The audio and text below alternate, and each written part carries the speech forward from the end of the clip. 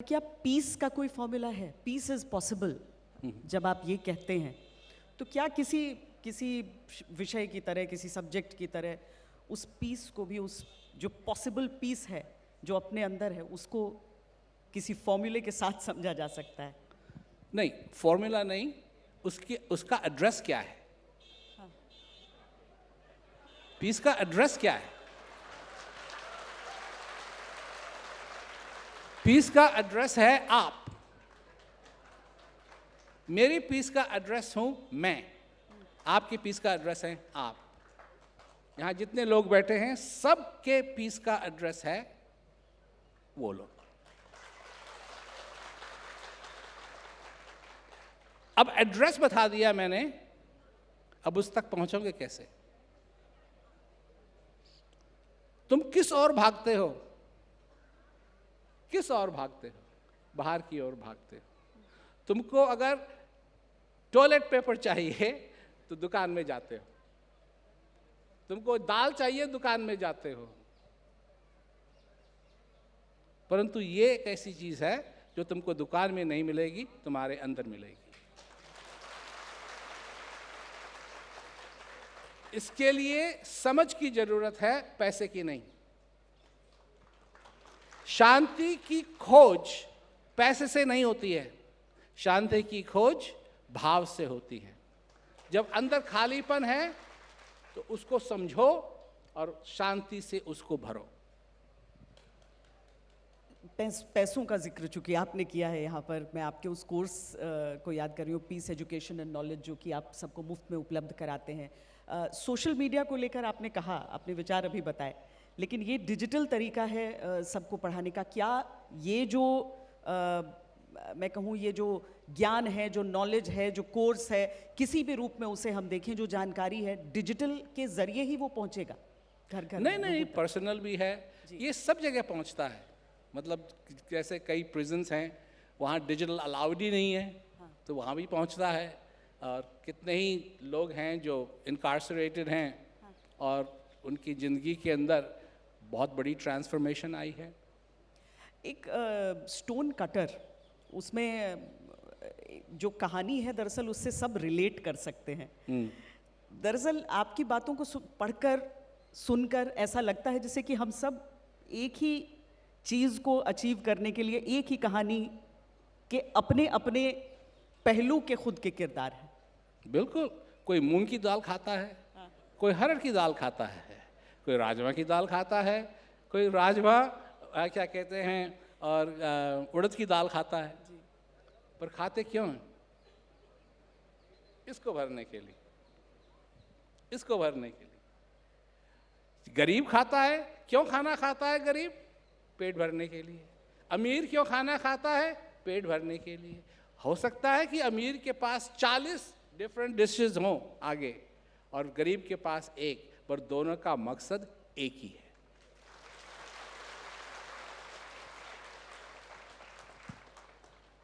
कैदियों के साथ जो उनका जो प्रोग्राम चल रहा है आपकी तरफ से, आपको लगता है कि उनके अंदर आंतरिक शांति जगा पाना, क्योंकि हम कहते हैं ना, कोई अपराध करके वो जेल गए हैं, वहाँ पर बहुत तरह के प्रिजन रिफॉर्म्स सबने देखे हैं, किस तरह से कैदियों को का दिमाग कहीं लगाया जाए, योग करवाया जाए, बहुत तरह की चीज़ें हैं।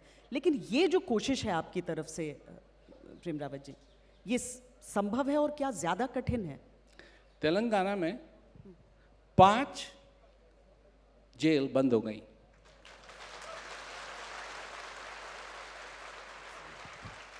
और ये हमारा मकसद नहीं था कि जेल बंद हो जाएं,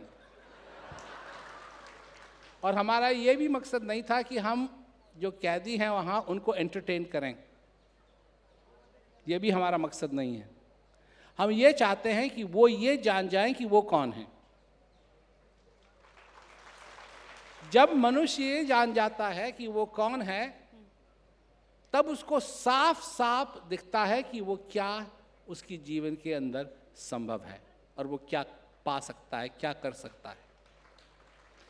ये न जानने की वजह से वो उस जेल में गए, और अगर वो उस जेल से निकलेंगे तो इसकी क्या गारंटी है कि वो जेल वापस नहीं जाएंगे।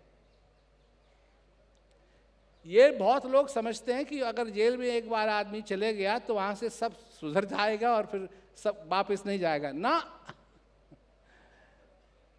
जेल में एक बार जाने के बाद और भी बुरी बुरी चीजें लोग सीखते हैं और जैसे ही जेल से बाहर निकलते हैं थोड़े दिन बाहर रहते हैं और फिर वापस जेल के अंदर जाते हैं। तो इस साइकिल को रोकने के लिए ये पीस एजुकेशन प्रोग्राम है। पर ये स्कूल्स में भी है क्योंकि वहां भी लोग कंफ्यूज होते हैं, तो स्कूल्स में भी है, हॉस्पिस में भी है, पुलिस में भी है, आर्मी में भी है, सारे इंस्टीट्यूशंस में तकरीबन ये है।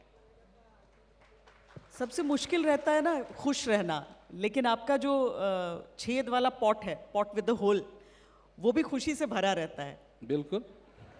ये कैसे होता है? क्योंकि खुशी मनुष्य के अंदर से आती है।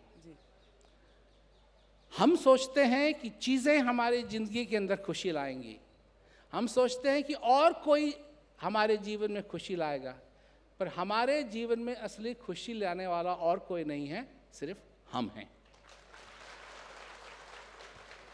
ऊपर से नहीं आएगी, नीचे से नहीं आएगी, दाएं से नहीं आएगी, बाएं से नहीं आएगी, अंदर से आएगी। इंटेलिजेंट एग्जिस्टेंस, सचेत रहना, ये सारी चीज़ें, ये सब एक दूसरे से जुड़ी हुई चीज़ें जो आप सिखाते हैं। जो ये नोटिफिकेशंस की दुनिया है कि आप बैठे हैं और आपको हमेशा लगे कि मेरे मोबाइल पे क्या आ गया नोटिफिकेशन, उसमें कैसे सचेत रहें? देखिए, एक बात है, बड़ी सिंपल सी बात है, आपका ध्यान कहाँ है? Where is your attention? आपका ध्यान कहाँ है? माँ का छोटा बच्चा अगर चरपाई पे लेटा हुआ है, सो रहा है, तो वो अपने घर के काम कर रही है, पर उसका ध्यान कहाँ है? जहाँ बच्चा सो रहा है जी। तो मतलब ये है कि वो और चीज़ें कर सकती है, बर्तन धो रही है, क्या कहते हैं, कपड़े साफ कर रही है, कपड़े लगा रही है, ये, परंतु ध्यान उसका वहाँ है जहाँ होना चाहिए उस बच्चे के साथ। अगर हम ये बात न भूलें, अब आपने देखा होगा लोग अपनी कार चला रहे हैं और फोन पे बात कर रहे हैं या एसएमएस कर रहे हैं, परंतु ध्यान कहाँ होना चाहिए कार चलाती समय? रोड पे, फोन पे नहीं, रोड पे होना चाहिए। अगर रोड पे है तो इधर उधर कर रहे हैं, पर रोड पे है, ठीक रहेंगे। परंतु अगर आपका ध्यान रोड से हट गया, फिर गड़बड़ होगी। करिए जो आपको करना है संसार के अंदर, पर एक चीज पे ध्यान दीजिए जो आपके अंदर है।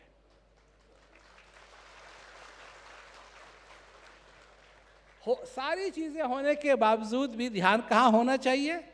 यहां, क्योंकि ये एक ऐसी चीज है जो दोबारा नहीं मिलेगी। फोन कॉल तो दोबारा आ जाएंगे, परंतु ये दोबारा नहीं आएगा। यहां अटेंशन होना चाहिए। और तो मैं तो कहता हूं कि सिर्फ 10% ही अगर हो, 10% ही हो तो ठीक है, पर यहां ध्यान होना चाहिए। इस श्वास में ध्यान होना चाहिए, इस श्वास में ध्यान होना चाहिए। ये श्वास जा रही है, आपकी शुरुआत हुई कहां से? आपकी शुरुआत हुई इस श्वास से।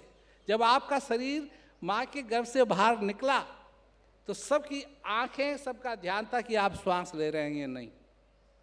अगर आप ले रहे हैं तो अच्छी बात है, नहीं ले रहे हैं तो आप ना घर जाएंगे, ना आपका नामकरण होगा, ना आपका बर्थ सर्टिफिकेट बनेगा, क्योंकि उसको कहा जाएगा स्टिल बर्थ।